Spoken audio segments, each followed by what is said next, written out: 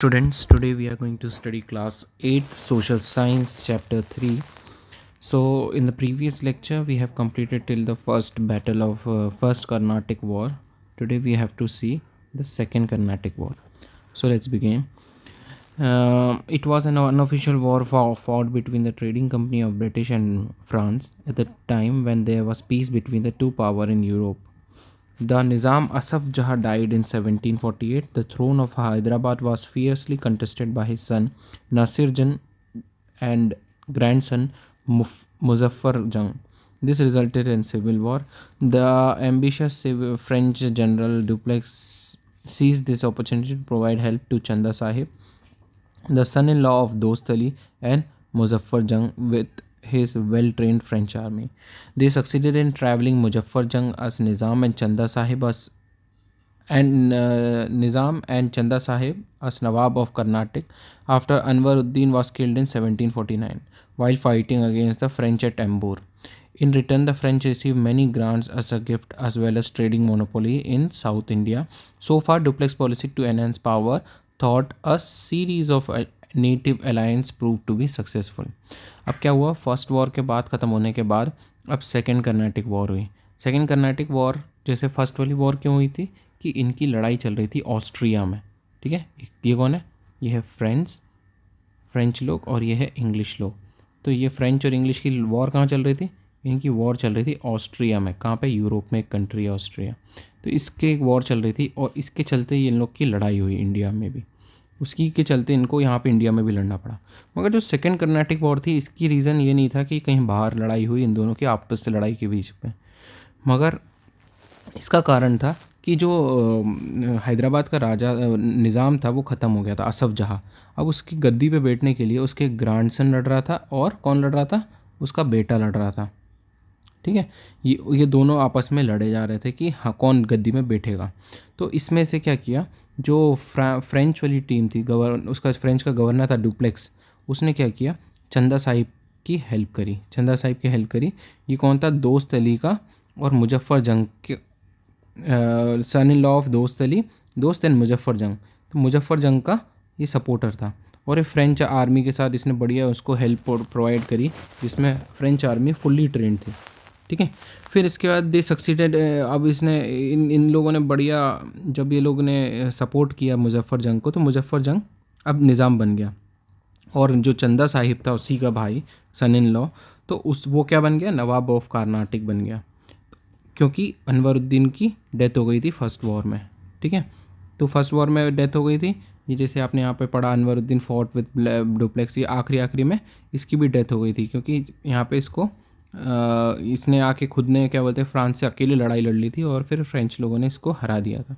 तो इसकी डेथ हो गई थी. तो इसके लिए इसके बाद से क्या हुआ, वहाँ पे भी जगह खाली हो गई कर्नाटक में. तो कर्नाटक में जब वो जगह खाली हुई तो वहाँ पे कौन आया, चंदा साहिब आ गए. ठीक है, फिर क्या हुआ, इसके बाद क्या हुआ, जैसे ही जब इसको यहाँ पे हराया डुप्लेक्स ने अनवरुद्दीन को, तो इसके बाद जब एक बार कोई राजा दूसरे राजा को हरा देता है तो फिर बहुत सारी चीज़ें उनसे मांग लेता है. ठीक है, गिफ्ट्स वगैरह, उस जगह जगह के सोना चांदी जो है वो मांग सकता है. तो वो मांग के वहाँ पे उसने, डुप्लेक्स ने, जो वहाँ का गवर्नर था फ्रेंच का, इसने चंदा साहिब को बहुत हेल्प प्रोवाइड भी करी. और इसके बाद वहाँ से जितने भी क्या बोलते हैं मदद थी वो सब ले ली और साउथ में ट्रेड करने की मोनोपोली ले ली. मोनोपोली मतलब सिर्फ ट्रेड हम ही कर सकते हैं. साउथ वाला एरिया का जो एरिया था वहाँ पे फ्रेंच डोमिनेट करते थे. यहाँ पे फ्रेंच लोग थे. बंगाल में कौन थे, यहाँ पे इंग्लिश थी. ठीक है, यहाँ पे क्या था, क्या बोलते, गुजरात साइड कौन था, यहाँ पे भी क्या बोलते ब्रिटिशर्स थे. तो सब जगह ब्रिटिशर्स थे, बस साउथ में अच्छा इनका पॉइंट बन गया था. अब यहाँ पे बड़ा डोमिनेटिंग रोल प्ले करने लगे थे.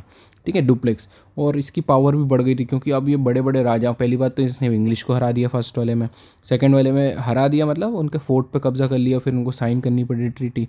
तो डुप्लेक्स की पावर बहुत बढ़ गई थी आगे. फिर पढ़ते हैं, the growing influence of the French threatened British trade in the Carnatic. The British decided to support Muhammad Ali, the son of the late Anwaruddin of Karnataka. The British forces, led by the daring Robert Clive, attacked and occupied Arcot, the capital of Carnatic. The French were defeated and Chanda Sahib was put to death. Muhammad Ali was made the Nawab of Carnatic and British were now in total control of Carnatic. Though Dupleix tried to regain his lost glory, the French government recalled him in 1754. The war between two companies came to end after the signing of the Treaty of Pondicherry, in which the British and the French restored territory captured from each other. अब क्या हुआ कि यहाँ पे अब ब्रिटिशों ने देखा यार ये डुप्लेक्स की पावर बहुत बढ़ रही है और अपना जो ट्रेड है साउथ में वो कम होता जा रहा है। इसको देख के क्या किया, अब ब्रिटिशर ने किसका सपोर्ट करा, इनने करा मोहम्मद अली का सपोर्ट। ठीक है, मोहम्मद अली का सपोर्ट करा और मोहम्मद अली को अब इनने जो पहले ये मोहम्मद अली कौन था, ये अनवरुद्दीन जो फर्स्ट बैटल में था उसका बेटा था।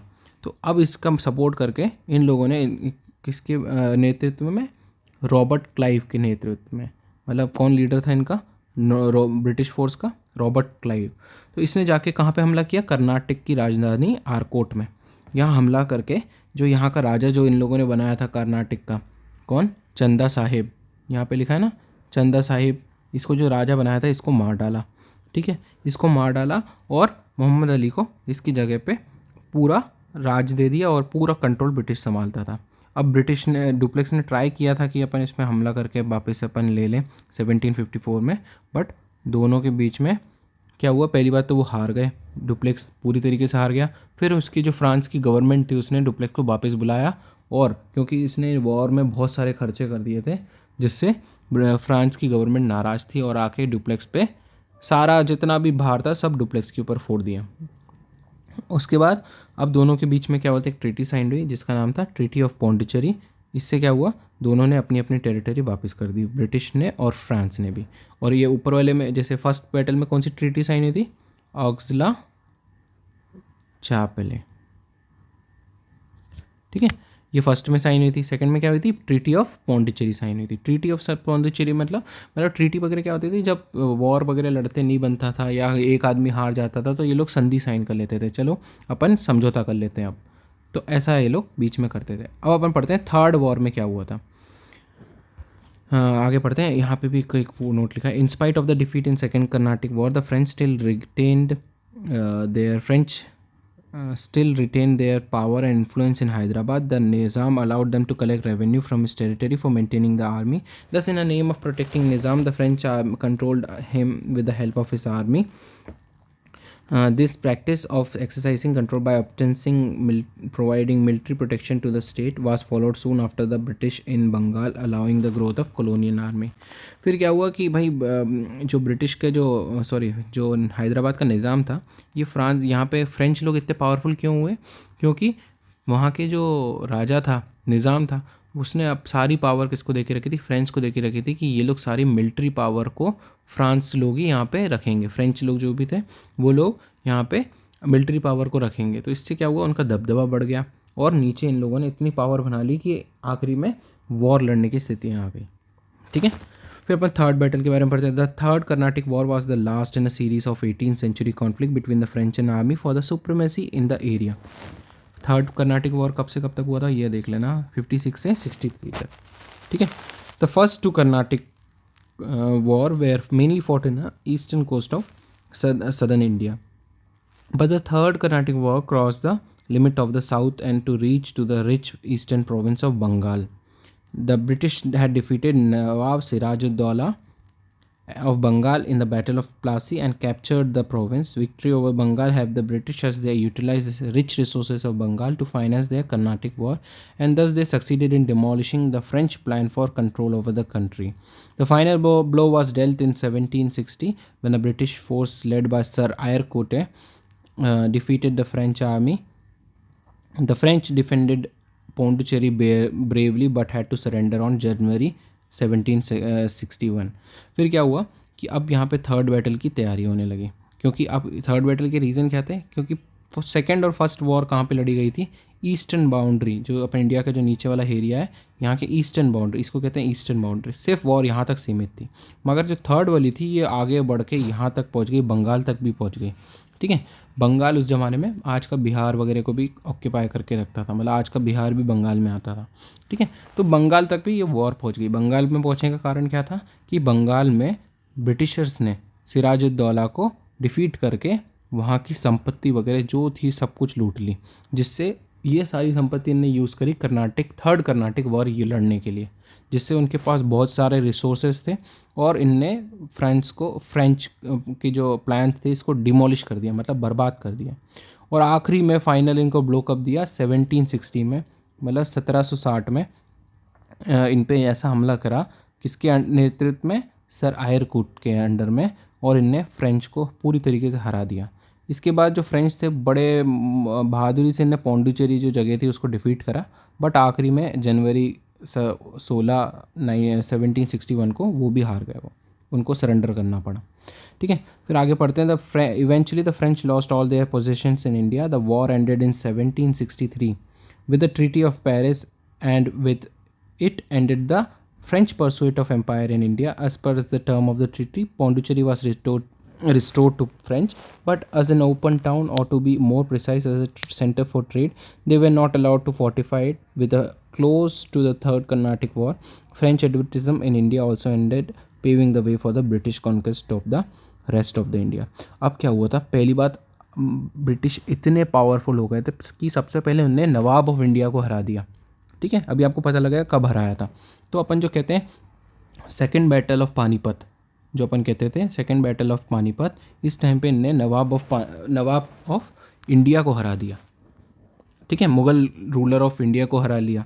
ठीक है, फिर बंगाल के रूलर को हरा दिया, और साथ ही साथ इनने अब जाके थर्ड कर्नाटिक वॉर में फ्रेंच को भी हरा दिया। इससे क्या हुआ कि नीचे का जो एरिया था या ऊपर का एरिया था, यहाँ पे सबसे बड़ा सुप्रीम पावर कौन बन गया, ब्रिटिशर्स। ठीक है, इसके साथ जो आखिरी जो यहाँ पे लड़ाई हुई, इसके साथ फ्रेंच ने सारी टेरिटरी अपनी हार ली। फिर इसके बाद एक ट्रीटी साइन करी, जैसे मैंने आपको बताया एक युद्ध होने के बाद क्या होता है, ट्रीटी होती है। तो फिर यहाँ कौन सी ट्रीटी साइन हुई, ट्रीटी ऑफ पेरिस साइन हुई। इससे क्या किया, इनको पौंडीचेरी वापस कर दिया, और अब इसके साथ पौंडीचेरी वापस कर दिया और उनको बोला कि आप पौंडीचेरी ले सकते हो, मगर इसकी किलाबंदी नहीं कर सकते, आप इसको इसमें किला बना के इसको ब्लॉक नहीं कर सकते। क्या करते थे लोग, यहाँ पे पहले धीरे धीरे सिटी बनाते थे पहले, फिर ये लोग राजा लोग से परमिशन लेके बोलते थे अरे हम हमारी सिटी पे व्यापार करते हैं हम, और इन पे हमला हो जाता है लेबर लोगों का, या कभी कभी वर्कर लोग हमला कर देते हैं, तो हम इसको फोर्टिफाई कर सकते हैं क्या। तो फिर राजा सोचता था फोर्टिफाई करने में क्या दिक्कत है, कर दो। तो ये फोर्टिफाई करके यहाँ पे महल बना के पूरा यहाँ पे दीवार बना देते थे बड़ी सी, फिर इसके अंदर ये लोग कुछ भी करें बाहर पता नहीं लगता था। और फिर ये लोग ऐसी तैयारी कर लेते थे कि इस किले को तोड़ना बहुत मुश्किल हो जाता था, अंदर तक जाके कोई यहाँ पे हमला नहीं कर सकता था। इसलिए ब्रिटिश ने सबसे पहले टाइम पे क्या किया, सबसे पहले ये बोल दिया आप पौंडीचेरी तो ले सकते हो, मगर आप इसमें किलाबंदी नहीं कर सकते। ठीक है, इसके साथ क्या हुआ, जब पूरी फ्रेंच की पूरी पावर ख़त्म हो गई इंडिया में, अब इनका सिर्फ व्यापार करना ही एकमात्र रास्ता बचा। अब इनको कोई पॉलिटिक्स में, इंडिया की पॉलिटिक्स में कोई भी रहने का अधिकार नहीं दिया गया। ठीक है, फिर आगे पढ़ते हैं, एक यहाँ लिखा 7 ईयर वॉर के बारे में पढ़ते हैं। 7 ईयर वॉर भी हुई थी। The war comprising of intercontinent series of conflict began in America in last of a 4 North American war waged for 1689 and 1763 between British and France. It expanded into Europe as a 7-year war and into Asia as a third Carnatic War. This war were fought for supremacy in colonial North America and India. It involved most of the major works of Europe, Prunacia, British, and Hanover on one side, and Austria, Senoxy, France, Russia, Sweden, and Spain on the other. The Treaty of Paris ended the war. Winning of the war, the British government virtually doubled its national debt and acquired more territory than it could control. But the series of conflict also planted the seed of an American Revolution. So, जो America था, एक और चीज़ आपको यहाँ 7 year war के बारे में एक और चीज़ बताता हूँ कि अमेरिका को भी ब्रिटिश ने कब्ज़ा करके रखा था, अमेरिका पे भी। मगर जो अमेरिका को आज़ाद करने में किसने मदद करी, फ्रांस लोगों ने, क्योंकि ये लोग एक दूसरे के विरोधी थे। तो जहाँ जहाँ ब्रिटिश जाते थे वहाँ वहाँ फ्रांस पहुँच जाता था कि इनको अपन यहाँ से भगा देंगे। तो अमेरिका से उनने इस चीज़ को कोशिश कर रहे थे। और उस समय में जैसे फर्स्ट वॉर में आपने देखा कि एक वॉर चल रही थी ऑस्ट्रिया में, उसके चलते ये दोनों लड़ लिए थे इंडिया में। सेकंड में ये आपस में लड़ लिए थे, इंडिया की लड़ाई थी सिर्फ। थर्ड में भी ऐसा हुआ था कि एक वॉर चल रही थी अमेरिका में चल रही थी फ्रेंच और ब्रिटिश के बीच में। कब से कब तक, 1789 से लेके 1863 तक चल रही थी। इससे क्या हुआ कि इसको ये एक वॉर आगे बढ़ के वहाँ पे कहलाया 7 ईयर वॉर, और इंडिया में क्या कहलाया, थर्ड कर्नाटिक वॉर। ठीक है, इसमें आधी कंट्री मतलब जो ब्रिटेन वगैरह एक साइड थी, रशिया, फ्रांस और स्वीडन वगैरह एक साइड थी। ठीक है, फिर ये वॉर कैसे ख़त्म हुआ, ट्रीटी ऑफ पेरिस इन लोगों ने साइन करी। ठीक है, और वहाँ से अमेरिका क्या हुआ, ब्रिटेन की जो उधारी थी दुनिया में वो दुगनी हो गई, मगर उसके पास इतनी सारी टेरिटरी हो गई आखिरी में कि उसके संभलना भी मुश्किल हो गया, जिसकी वजह से क्या होगा, अब धीरे धीरे अमेरिका में अब वो लोग क्या करेंगे, आपको आगे क्लासेस में समझ में आएगा कि इसी के बाद क्या हुआ था कि अमेरिका में अब जब फ्रेंच लोग जब बहुत ख़त्म की तरह हो गए थे, तो उनने आखिरी में जाते जाते ये करा कि इनके अंदर बीज बो के चले गए कि इंग्लिश को यहाँ से भगाओ, और उनकी थोड़ी सी मदद करी, जिससे अमेरिकन लोग अभी आज़ाद हो जाएंगे कुछ साल बाद, मतलब 1763 लिखा है। तो इसके कुछ सालों बाद क्या बोलते हैं वहाँ पे अमेरिका में भी इंडिपेंडेंस हो जाएगी। फिर आगे पढ़ते हैं वॉर विद इंडियन रूलर। अब इंडिया के जो रूलर्स थे इनके वॉर्स पढ़ते हैं। तो फर्स्ट क्या है, बंगाल के रूलर के साथ क्या वॉर थी। तो the British East India Company came in to Bengal in 1650 when the Mughal emperor allowed the company to settle in Bengal and trade free of duty on annual payment of 3000 taka. With a very few, the company trade began to expand rapidly. In the last quarter of the 17th century, their intrusion into the internal trade of Bengal became a major cause of conflict. They openly ignored the rule of trade laid down by the Mughal ruler. In retaliation, Aurangzeb, the then Mughal ruler, declared a war in 1686 and completely routed them. The company, after realizing their mistakes, sought pardon. So क्या हुआ, अब east India company 1650 में बंगाल पहुंची। ठीक है, यहाँ पे वो ट्रेड करने लगी किसके परमिशन से, मुग़ल राजा के मदद से। मुग़ल राजा मतलब औरंगजेब और जहांगीर से वो परमिशन ले आए थे। पहले जहांगीर से परमिशन ले आए थे और ये लोग ट्रेड कर रहे थे, मगर धीरे धीरे, और ट्रेड की इनकी कंडीशन क्या थी कि इनको साल में 303,000 टका देना पड़ेगा। मगर धीरे धीरे ये लोग चढ़ते चढ़ते ये लोग अब ज़्यादा समय के साथ साथ थोड़े से इग्नोर करने लगे मुग़ल पावर को, और इन लोग उनकी बातों को नहीं मानने लगे। इससे नाराज़ होकर औरंगज़ेब ने, मुग़ल रूलर जो था वो औरंगज़ेब राजा था उस ज़माने का, उसने क्या किया, इन पे वॉर कर दिया 1686 में, मतलब 1686 में, और इनको वहाँ से तुरंत भगा दिया। अब कंपनी को अपनी गलती समझ में आई और उन्होंने क्या किया, माफ़ी मांग ली उनसे। ठीक है, अब यहाँ से ये शुरू हुआ है। अब क्योंकि औरंगज़ेब बहुत पावरफुल था, अब औरंगज़ेब के मरने के बाद क्या हुआ, अब यहाँ पे आपको समझ में आएगा। Alivardi Khan, ruler of Bengal, was a wise and an able administrator. He was succeeded by his grandson Siraj-ud-Dawla in 1756. The young Nawab protested vehemently against the unlawful activity of the company in Bengal. This activity mainly included unauthorized fortification of Fort William, illegal private trade, and abuse of royal firman and shelter given to the enemy of Nawab. The Nawab sent several diplomats to Calcutta for amicable settlement of the dispute, but the British paid no heed to them. This inflamed the Nawab's temper, and he ordered his forces to occupy Qasim Bazar factory. After the factory chief surrendered, the Nawab marched upon the Calcutta and captured it. अब क्या हुआ कि अलीवर्दन खान जो था, इसने क्या किया था, औरंगज़ेब के मरने के बाद अब इसने बंगाल में अपना इंडिपेंडेंस घोषित कर दी। इसके बाद, इसके मरने के बाद कौन आया, सिराजुद्दौला आया। कब आया, 1756 में। अब इसने क्या किया, बहुत प्रोटेस्ट किया। इसने बोला आपने अंग्रेज़ों को इतनी पावर दी है कि अंग्रेज़ लोग अब अपनी बात ही नहीं सुनते। इनने चुपचाप से पूरा फोर्ट विलियम्स जो एक जगह थी वहाँ पे बंगाल में, इसको पूरा फोर्टिफिकेशन कर दिया, किलाबंदी कर दी। ठीक है, और यहाँ पे प्राइवेट ट्रेड करते हैं। अब रॉयल फरमान होता था एक ज़माने में कि राजा लोग एक फरमान भेज देते थे कि इसको ट्रेड करने की अनुमति दे दो, इसका गलत उपयोग करते थे, किसी को ट्रेड नहीं करने देते थे।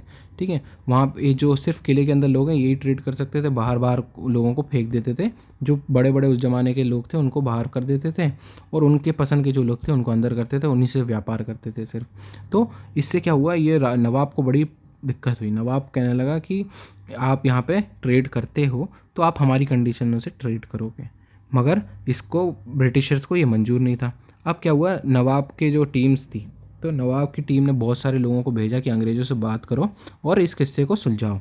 ठीक है, अब इसमें अंग्रेज़ों ने सुनने से मना कर दिया नवाब को। इसके बाद इनकी टेंशन बढ़ गई और नवाब ने क्या किया, और अब फोर्सेस को भेज दिया कासिम बाज़ार फैक्ट्री की तरफ, और इस पे क्या हुआ, factory chief surrender, the Nawab marched upon the Calcutta and captured in. अब नवाब ने क्या किया, नवाब पहुंच गया क्या बोलते हैं कासिम बाज़ार, और यहाँ जाके इसने वहाँ पे हमला कर दिया और वहाँ पे कब्ज़ा कर दिया कासिम बाज़ार के ऊपर और कलकत्ता के ऊपर। ठीक है, अब यहाँ से शुरू होगा ब्रिटिश कैसे इसका जवाब देता है। The British in Bengal sent urgent appeal to Madras to reinforce, Robert Clive was sent to Calcutta and admiral Charles Watson. So अब क्या हुआ, जैसे यहाँ पे हमला हुआ तो ये लोग ने अलग अलग जगह से ब्रिटिशर्स ने भी फोर्स बुलाना चालू करा। जैसे आपने सुना था अभी नाम रॉबर्ट क्लाइव जो थर्ड कर्नाटिक वॉर में थे, इसको बुलाया, बोले आ जाओ जल्दी से और ये वॉर को अपन को जीतना है। तो इनने अलग अलग जगह से, कलकत्ता से और अलग अलग जगह से इन लोगों ने अपने अलग अलग टीम को बुला लिया कि आ जाओ और वॉर शुरू होने वाली है। They recovered Calcutta in January 1757 and declared a manifesto of war against the Nawab Sirajuddaula was compiled to sign an Alinagar treaty with the British. अब क्या हुआ कि अब जब रॉबर्ट क्लाइव बकर इतनी आर्मी के साथ आए तो अब क्या हुआ, इनने कलकत्ता को वापस ले लिया, कब्जा कर लिया। कब, 1757 में। और इनने बोला कि अब नवाब सिराजुद्दौला हार गया, अब उसको एक ट्रीटी साइन करनी पड़ेगी जिसका नाम है अलीनगर सिटी ट्रीटी। अब इसके बाद आएगा बैटल ऑफ प्लासी। ठीक है, बहुत इम्पॉर्टेंट वॉर में से एक है बैटल ऑफ प्लासी। इसके वजह से मतलब आप कहते हैं ब्रिटिश के रूल इंडिया में कब से चालू हुआ, हो सकता है इस वॉर के बाद चालू हुआ। आप कहोगे इस वॉर के बाद इंडिया में इतना पावरफुल हो गया कि अब इसके बाद इनका हर चीज़ में इनका वजूद रहेगा। तो अपन पढ़ते हैं बैटल ऑफ प्लासी क्या था। ठीक है, तो Robert Clive, who started his career in a company as a clerk, was an intelligent as well as clever man. Recognizing the weakness of a political structure in Bengal, he used every possible means to bring about the downfall of Siraj-ud-Dawla. He conspired with some of the corrupt members of the Nawab's court, such as Mir Jafar, the commander Jagat Seth, and banker of Bengal, Ami Chand, the treasurer, to overthrow the Nawab. Mir Jafar was assured by the British that he would be the next Nawab of Bengal after Siraj-ud-Dawla. अब क्या, वो Siraj-ud-Daulah British लोगों को बहुत परेशान करने लगा था। ठीक है, कि वो उनको ट्रेड नहीं करने दे रहा था और उनको बार बार परेशान कर रहा था कि खत भेजता था कि यार हमारा क्या बोलते हैं आप सुधर जाओ वरना हम आप पे हमला कर देंगे। तो ब्रिटिश को लगा कि यार ये धीरे धीरे जाके अपन को परेशान करेगा, क्यों ना इसको उठा के फेंक ही दें। तो कौन आया, रॉबर्ट क्लाइव। तो रॉबर्ट क्लाइव था एक, पहले तो एक क्लर्क था, एक छोटे लेवल का बाबू था अंग्रेज की सरकार में, मगर बहुत समझदार और इतना चतुर था कि धीरे धीरे इसका इतना पावर बढ़ गया कि एक सैनिक बन गया और कमांडर बन गया। ठीक है, इसने क्या किया, इनके पॉलिटिकल बंगाल में पॉलिटिकल सिचुएशन को कमज़ोर होता हुआ देखा और इसने क्या किया, सिराजुद्दौला को जितने भी कोर्ट में लोग थे उनको धीरे धीरे उनमें से देखा कि कौन कौन इसको पसंद नहीं करता। तो उनमें से कौन था कि एक मीर जाफ़र था, और मीर जाफ़र कौन था, उसका कमांडर था। फिर जगत सेठ था जो कि बैंकर था बंगाल का। अमी चंद था जो कि ट्रेजरर था, कोषाध्यक्ष था। ठीक है, कौन का, सिराजुद्दौला का। इन तीनों से इनने बोला कि क्यों ना अपन धोखा दे दें सिराजुद्दौला को। और मीर जाफ़र को तो ये भी ऑफ़र करा कि मीर जाफ़र तुम यदि क्या बोलते हैं मेरी मदद करोगे तो मैं इसको हटा के, सिराजुद्दौला को हटा के तुमको नवाब बना दूंगा। इसको सुन के अब आगे देखते हैं क्या हुआ। Due to the certain circumstances war became inevitable. The British accused Sirajuddaulah of conspiring with the British against them, and Robert Clive with a small army of 8,000 European soldiers marched towards Murshidabad. What followed on June 23rd, 1757 in a village of Plassey was a melodrama. Since the sequence of war event and a result had been decided in the advance, Sirajuddaulah stood no chance of winning against the conspiracy and treachery with his camp. Defeat he felt from the battlefield but was caught by the partition of Mir Jafar and put to death. अब क्या हुआ actual में, the battle of Plassey लिखा है, मतलब युद्ध लिखा है यहाँ पे, युद्ध, मगर ये युद्ध कभी लड़ाई नहीं किया। अंग्रेज़ों ने इतनी समझदारी से ये वॉर लड़ा।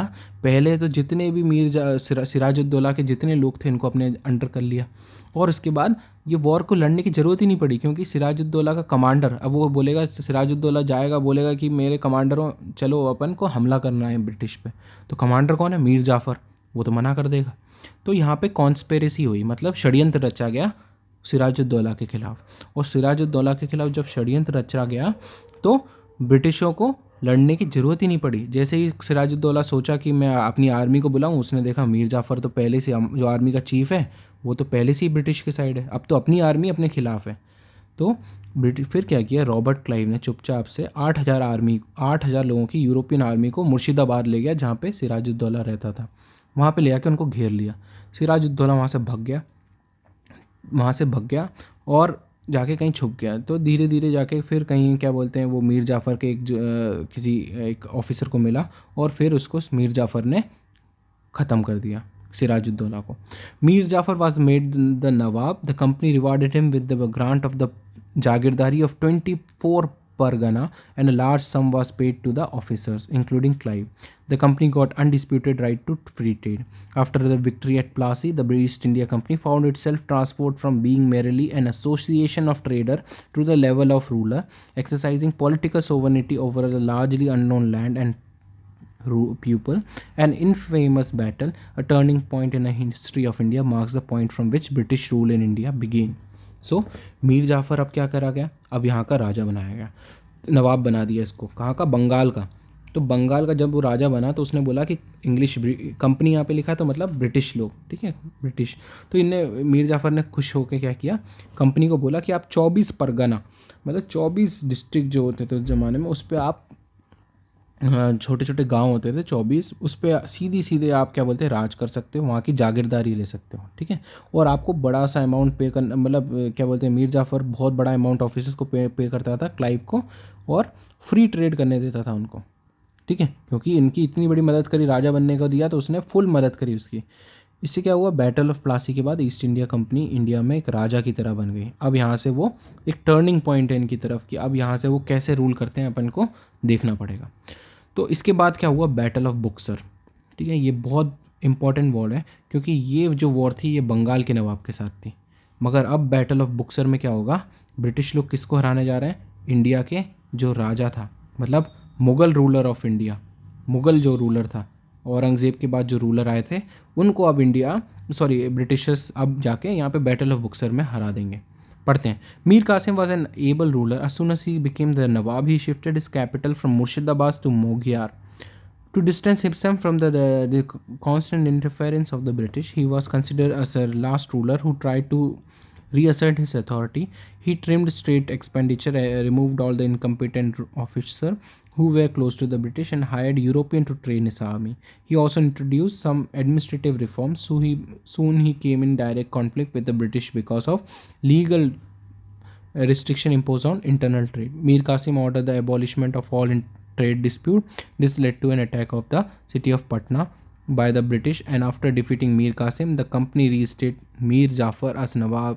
Mir Qasim joined hand with Sirajuddaulah, Suja-ud-Dawla, Nawab of Awadh, and Mughal Emperor Shah Alam II, and their combined forces met the company's army at Buxar in 1764. So आपको अब देखना है क्या हुआ। मीर कासिम क्या हुआ, बहुत अच्छा रूलर था। इसकी जो कैपिटल थी मुर्शिदाबाद थी, मगर जैसे ही रूलर बना इसने अपनी कैपिटल का मैंने मोग्यार में कर दी, ठीक है। क्यों कर दी, कि अपने आप को ब्रिटिशर से दूर करने के लिए। इसको पता था कि इसके पहले रूलर का क्या हुआ, इसका भी वही हाल होगा यदि इसने नहीं माना। तो इसने सबसे पहले अपनी कैपिटल ही बदल दी, इसने अपने आप को दूर कर दिया वहाँ से, और इसने अपने खर्चे कम कर दिए, और अपने देखा कि अपने राज्य में जितने लोग अंग्रेज के करीब है उन सबको हटा दिया। और इनने बोला कि फ्रेंच लोगों को इनने बुलाया, यूरोप से और दूसरी कंट्रियों से लोगों को बुलाया कि हमारी आर्मी को ट्रेन करो, क्योंकि अंग्रेज बहुत ज़्यादा टैलेंटेड थे और आर्मी उनकी बहुत केपेबल थी। तो इसने सोचा कि कौन और अच्छा ट्रेन कर सकता है, तो यूरोप की किसी कंट्री को बुलाओ, तो हो सकता है फ्रेंच को बुलाया, तो उनसे उनने अपनी आर्मी को ट्रेन करवाया। अब इसने क्या किया, और मीर कासिम को क्या हुआ, अब धीरे धीरे और दिक्कतें होने लगी, क्योंकि अंग्रेज लोगों को जब थोड़ी सी पावर दी तो उन्होंने और ज़्यादा पावर लेनी चालू कर दी। तो मीर कासिम ने क्या किया, मीर कासिम ने बोला कि जितने भी ट्रेड ड्यूटीज़ वगैरह थी वो सब abolishment of all internet trade duties, and this led to an attack on the city of Patna by the British. अब इसने क्या किया, जो वादा किया था ब्रिटिशर से वो निभाने से मना कर दिया, और जितनी भी ट्रेड ड्यूटीज़ थी वो सब कुछ मना कर दिया। बोला अब तुमको पैसे देने पड़ेंगे।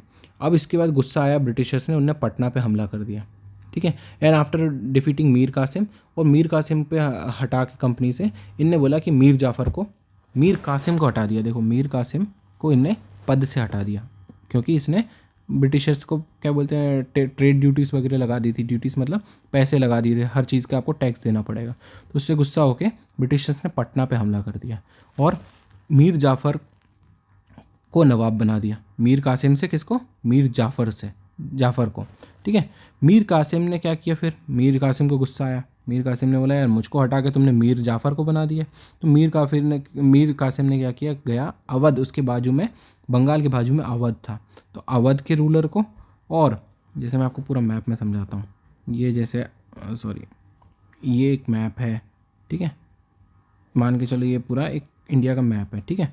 तो यहाँ पे बंगाल है, ठीक है, ये एरिया बंगाल है, इसी के बाजू में अवध होता था, ठीक है। और ये पूरा कौन रूल करता था? इंडिया का मुग़ल रूलर था। यहाँ पे अलग अलग छोटे छोटे रूलर थे, जैसे यहाँ पे अलग था, यहाँ अलग था, मगर पूरे इंडिया का कौन था? एक ही था। तो उस ज़माने का रूलर कौन था? शाह आलम टू। तो इस मीर कासिम ने क्या किया? मीर कासिम गया अवध के राजा के पास, और किसके पास गया? इंडिया के राजा के पास, शाह आलम टू के पास गया, और बोला कि चलो अपन क्यों ना ब्रिटिश को हरा देते हैं। तो ये सब लोग कहाँ पहुँचे? एक जगह थी बुक्सर करके, बिहार के पास, वहाँ गए। तो वहाँ जाके अक्टूबर 1764 में ये लोग वहाँ पे मिले। अब इसके बाद क्या होता है पढ़ते हैं अपन।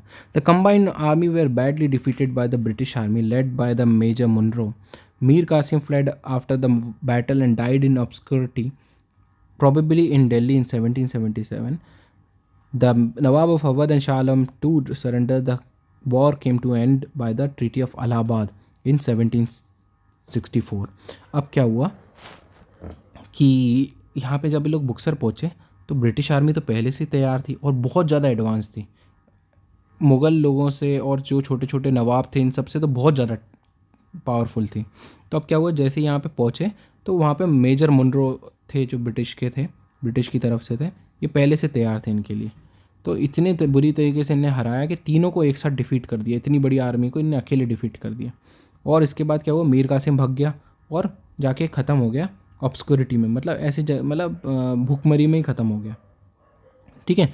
और उसके बाद क्या हुआ, nawab of Awadh and Shah Alam to surrender. और नवाब था कहाँ का? अवध का।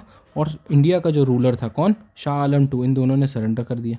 इसके बाद क्या किया, अंग्रेज़ों ने एक बहुत खतरनाक ट्रीटी साइन करी इनके साथ, ट्रीटी ऑफ इलाहाबाद 64 में। इसको डिफीट करने के बाद एक ट्रीटी साइन करी जिसका मतलब ये था कि अब पूरे इंडिया पे कौन राज करेगा? ब्रिटिश रूलर राज करेंगे। बस कहने को पपेट होगा कौन? मुग़ल रूलर, सिर्फ पपेट होगा उसका। ये इस ट्रीटी में ऐसा चीज़ें लिखी थी कि जिससे वो लोग ज़्यादा पावरफुल हो जाते हैं। फिर लास्ट अपन देखते हैं dual system of government. The battle of Buxar laid the firm grounds for the establishment of British sovereignty in Bengal. Robert Clive was appointed as a governor and commander in chief of Mughal British army in Bengal in 1765. As per as the Allahabad Treaty, the company acquired both Nizamat as well as Diwani over Bengal, Bihar and Orissa. Robert Clive knew that collecting revenue of the Diwani from a vast area like Bihar, Bengal, Orissa was not an easy task. Thus, he decided to give the responsibility of revenue collection to Indians. He appointed two deputy Diwans who were mainly responsible for carrying out the work of a Diwani. In a way, Robert Clive introduced the dual system of government where the real power vested in the company but the responsibility of administration was exercise by Indian agency. अब क्या हुआ, जैसे इसने ये war हराया, मतलब battle of Buxar हराया, अब इनको क्या हुआ, ट्रीटी साइन हुई इलाहाबाद की, ठीक है। तो ड्यूअल गवर्नमेंट चालू हुआ। इसके बाद क्या हुआ, बुक्सर के वॉर के बाद क्या हुआ, रॉबर्ट क्लाइव ने इनसे बोला कि अब क्या बोलते हैं, हमको बिहार, बंगाल और उड़ीसा का अब हमको वो देना पड़ेगा, सारे राइट्स देने पड़ेंगे। यहाँ पे हम टैक्स भी कलेक्ट करेंगे और यहाँ की हम व्यवस्था भी देखेंगे, मिलिट्री व्यवस्था भी देखेंगे, ठीक है। दोनों व्यवस्था को हम ही देखेंगे यहाँ पे। तो धीरे धीरे अब इसको एक और आइडिया आया कि क्यों ना अपन ऐसा करें कि इतना बड़ा एरिया है, बंगाल, बिहार, उड़ीसा बहुत बड़ा एरिया है और इसका जो पैसे कलेक्शन होगा बहुत बड़ा टास्क हो जाएगा। क्यों ना ये टास्क अपन इंडियन को ही दे दें और अपन सिर्फ निज़ामत काम करें, आखिरी में पैसे मांगेंगे सिर्फ इनसे। सो इन दोनों ने क्या किया कि एक डबल गवर्नमेंट का सिस्टम बनाया जिसमें एडमिनिस्ट्रेशन सिर्फ इंडियन लोगों का काम ये था कि ये लोग सिर्फ पैसे इकट्ठे करके लेके आते थे और एडमिनिस्ट्रेशन करते थे। और ये लोग क्या करते थे, असली पावर किसके पास होती थी, ब्रिटिश के पास होती थी। तो यहाँ पे क्या हो गया, दो तरीके की पावर हो गई। ये लोग क्या कहते थे, निज़ाम लोगों को कहते थे कि आप लोग टैक्स कलेक्ट करो और हमको दो, और ख़ुद क्या करते थे, इनके ऊपर निज़ाम लोगों पे भी कंट्रोल रखते थे। तो इसको कहते हैं ड्यूअल सिस्टम ऑफ गवर्नमेंट। तो ये कब से चालू हुआ था? 1765 में शुरू हुआ था। किसके टाइम पे शुरू हुआ था? Robert Clive. जब ये जैसे ही वॉर जीते, रॉबर्ट क्लाइव को क्या बना दिया? कमांडर बना दिया। इतना अच्छा खुश हो गए उससे कि इसको कमांडर बना दिया ब्रिटिश गवर्नमेंट ने। कमांडर बना दिया और इंडिया का सबसे पहले कमांडर इन चीफ बना के और इंडिया का गवर्नर बना दिया इनको, मतलब बंगाल का गवर्नर बना दिया। सबसे इंपॉर्टेंट इंडिया, मतलब उस टाइम बंगाल जितना ही होता था, बहुत इंपॉर्टेंट होता था बंगाल भी उनके लिए, तो उसको बंगाल का गवर्नर बना दिया। ठीक है, इसके बाद क्या हुआ? जैसे ये गवर्नर बना, इसने बोला कि डुअल गवर्नमेंट लगेगा। फिर इसके बाद धीरे धीरे आप देखोगे आगे वाली क्लासेस में 1772 में ये ख़त्म कर दिया था वेरन हेस्टिंग ने। वो बात की बात है, आपको पढ़ना पड़ेगा। यहाँ पर लिखा है Jawaharlal Nehru in Discovery of India 76 describe Clive as having won the battle by promising treachery and forgery, and pointedly noted that British rule in India had an unsavory beginning and something of that bitter taste has clung to it ever since. So Jawaharlal Nehru ने एक किताब में अपने ये लिखा था कि British ने जो अपनी ब्रिटिश किसके अंडर, रॉबर्ट क्लाइव के अंडर जो इनने बैटल जीती थी, ये एक धोखेबाजी से और जाल फिरोजी से इनने पूरी राज किया था, मतलब इस पे राज किया है। ठीक है, और उन्होंने ये बोला कि आज भी उसी की वजह से इंडिया में इनकी जो राज है ये बिल्कुल ही धोखे से शुरू हुई है और आज भी धोखे से ही चल रही है, ये उन्होंने उस टाइम बोला था। आप इसकी जो भी फुट्स नोट्स लगे हैं ये सब कुछ रीड करो। चैप्टर ख़त्म होता है, नेक्स्ट वीडियो में अपन इसके एक्सरसाइज करेंगे। Thank you.